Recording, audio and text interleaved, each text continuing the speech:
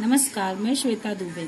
आज हम क्षितिज भाग 1 से 2 बैलों की कथा कहानी के पाठ्य पुस्तक के प्रश्न अभ्यास देखेंगे।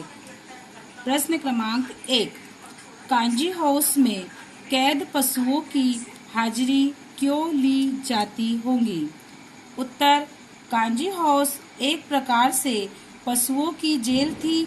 उसमें ऐसे आवारा पशु कैद होते थे जो दूसरों के खेतों में घुसकर फसलें नष्ट करते थे। अतः कांजी हाउस के मालिक का यह दायित्व होता था कि वह उन्हें जेल में सुरक्षित रखे तथा भागने न दे। इस कारण हर रोज उनकी हाजिरी लेनी पड़ती थी। प्रश्न क्रमांक 2। छोटी बच्ची को बैलों के प्रति प्रेम क्यों उमड़ आया? उत्तर। छोटी बच्ची की मां मर चुकी थी। वह मां के बिछुड़ने का दर्द जानती थी। इसलिए जब उसने हीरा मोती की व्यथा देखी तो उसके मन में उनके प्रति प्रेम उमड़ आया। उसे लगा कि वे भी उसी की तरह अभागे हैं और अपने मालिक से दूर है। प्रश्न क्रमांक 3। कहानी में बैलों के माध्यम से कौन कौन से नीति विषयक मूल्य उभर कर आए हैं? उत्तर। इस कहानी के माध्यम से निम्नलिखित नीति विषयक मूल्य उभर कर सामने आए हैं। 1। सरल सीधा और अत्यधिक सहनशील होना पाप है। बहुत सीधे इंसान को मूर्ख या गधा कहा जाता है। इसलिए मनुष्य को अपने अधिकारों के लिए संघर्ष करना चाहिए। 2। आजादी बहुत बड़ा मूल्य है।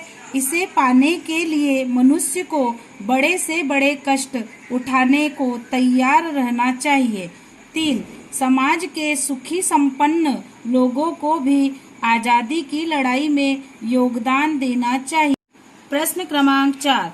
प्रस्तुत कहानी में प्रेमचंद्र ने गधे की किन स्वभावगत विशेषताओं के आधार पर उसके प्रति रूढ़ अर्थ मूर्ख का प्रयोग न कर किस नए अर्थ की ओर संकेत किया है? उत्तर। गधे के स्वभाव की 2 विशेषताएं प्रसिद्ध है। नंबर 1 मूर्खता, 2 सरल और सहनशीलता।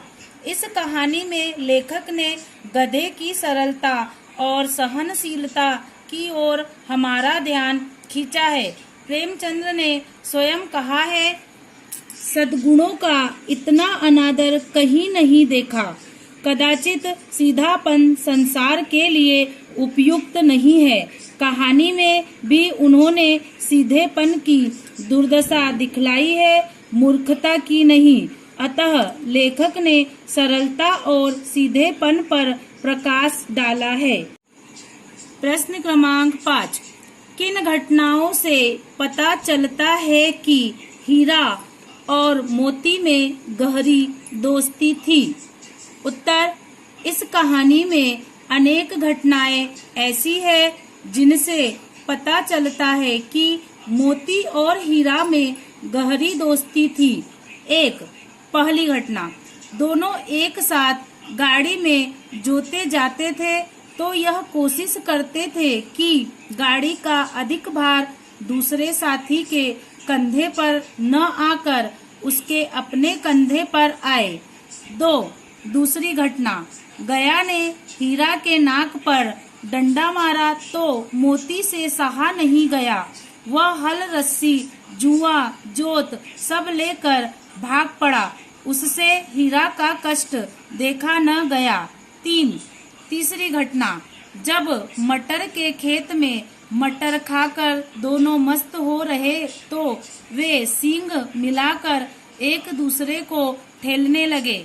अचानक मोती को लगा कि हीरा क्रोध में आ गया है तो वह पीछे हट गया।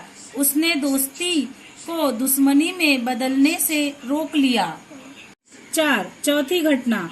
जब उनके सामने विशालकाय सांड आ खड़ा हुआ तो उन्होंने योजनापूर्वक एक दूसरे का साथ देते हुए उसका मुकाबला किया। सांड एक पर चोट करता तो दूसरा उसकी देह में अपने नुकीले सींग चुभा देता। आखिरकार सांड बेदम होकर गिर पड़ा। 5वीं घटना, मोती मटर के खेत में मटर खाते खाते पकड़ा गया। हीरा उसे अकेला विपत्ति में देखकर वापस आ गया, वह भी मोती के साथ पकड़ा गया।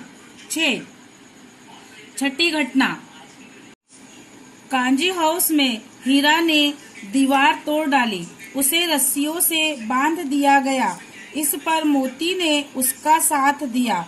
पहले तो उसने बाड़े की दीवार तोड़कर हीरा का अधूरा काम पूरा किया, फिर उसका साथ देने के लिए उसी के साथ बंध गया। प्रश्न क्रमांक 6, लेकिन औरत जात पर सींग चलाना मना है, यह भूल जाते हो। हीरा के इस कथन के माध्यम से स्त्री के प्रति प्रेमचंद के दृष्टिकोण को स्पष्ट कीजिए। उत्तर, हीरा के इस कथन से यह ज्ञात होता है कि समाज में स्त्रियों के साथ दुर्व्यवहार किया जाता था, उन्हें शारीरिक यातनाएं दी जाती थी। इसलिए समाज में ये नियम बनाए जाते थे कि उन्हें पुरुष समाज शारीरिक दंड न दे। हीरा और मोती भले इंसानों के प्रतीक है, इसलिए उनके कथन सभ्य समाज पर लागू होते हैं। असभ्य समाज में स्त्रियों की प्रताड़ना होती रहती थी। प्रश्न क्रमांक 7, किसान जीवन वाले समाज में पशु और मनुष्य के आपसी संबंधों को कहानी में किस तरह व्यक्त किया गया है। उत्तर, किसान जीवन में पशुओं और मनुष्यों के आपसी संबंध बहुत गहरे तथा आत्मीय रहे हैं। किसान पशुओं को घर के सदस्य की भांति प्रेम करते रहे हैं और पशु अपने स्वामी के लिए जी जान देने को तैयार रहे हैं। झूरी हीरा और मोती को बच्चों की तरह स्नेह करता था, तभी तो उसने उनके सुंदर सुंदर नाम रखे, हीरा मोती। वह उन्हें अपनी आंखों से दूर नहीं करना चाहता था। जब हीरा मोती उसके ससुराल से लौटकर वापस उसके थान पर आ खड़े हुए तो उसका हृदय आनंद से भर गया। गांव भर के बच्चों ने भी बैलों की स्वामी भक्ति देखकर उनका अभिनंदन किया। इससे पता चलता है कि किसान अपने पशुओं से मानवीय व्यवहार करते हैं। प्रश्न क्रमांक 8, इतना तो हो ही गया कि 9-10 प्राणियों की जान बच गई, वे सब तो आशीर्वाद देंगे। मोती के इस कथन के आलोक में उसकी विशेषताएं बताइए। उत्तर, मोती स्वभाव से उग्र किंतु दयालु बैल है। वह किसी पर भी अत्याचार होते देखकर उग्र हो उठता है, वह अत्याचारी से भिड़ जाता है। कांजी हाउस में भी उसने कैद पशुओं पर दया करके बाड़े की दीवार तोड़ डाली और उन्हें आजाद कर दिया। इस पर हीरा ने उसे चेताया कि अब उस पर मुसीबतें आएंगी, उसे भी रस्सियों से बांध दिया जाएगा। तब मोती ने गर्व से कहा, ऐसा बंधन मुझे स्वीकार है। कम से कम मेरे बंधने से यह तो हुआ कि 9-10 जानवरों की जानें बच गई। अब वे सारे मुझे आशीर्वाद देंगे। इस कथन से मोती की दयालुता, उग्रता तथा बलिदान भावना का ज्ञान होता है। प्रश्न क्रमांक 9, आशय स्पष्ट कीजिए। क, अवश्य ही उनमें कोई ऐसी गुप्त शक्ति थी जिससे जीवों में श्रेष्ठता का दावा करने वाला मनुष्य वंचित है। उत्तर, हीरा और मोती बिना कोई वचन कहे एक दूसरे के मन की बात समझ जाते थे। प्रायः वे एक दूसरे से स्नेह की बातें सोचते थे। यद्यपि मनुष्य स्वयं को सब प्राणियों से श्रेष्ठ मानता है, किंतु उसमें भी यह शक्ति नहीं होती। ख, उस एक रोटी से उनकी भूख तो क्या शांत होती, पर दोनों के हृदय को मानो भोजन मिल गया। उत्तर, हीरा और मोती गया के घर बंधे हुए थे। गया ने उनके साथ अपमानपूर्ण व्यवहार किया था, इसलिए वे क्षुब्ध थे। परंतु तभी एक नन्ही लड़की ने आकर उन्हें एक रोटी ला दी। उस रोटी से उनका पेट तो नहीं भर सकता था, परंतु उसे खाकर उनका हृदय जरूर तृप्त हो गया। उन्होंने बालिका के प्रेम का अनुभव कर लिया और प्रसन्न हो उठे। प्रश्न क्रमांक 10। गया ने हीरा मोती को दोनों बार सूखा भूसा खाने के लिए दिया, क्योंकि इसमें सही विकल्प चुनना है, तो इसका उत्तर ग वाला होगा। वह हीरा मोती के व्यवहार से बहुत दुखी था।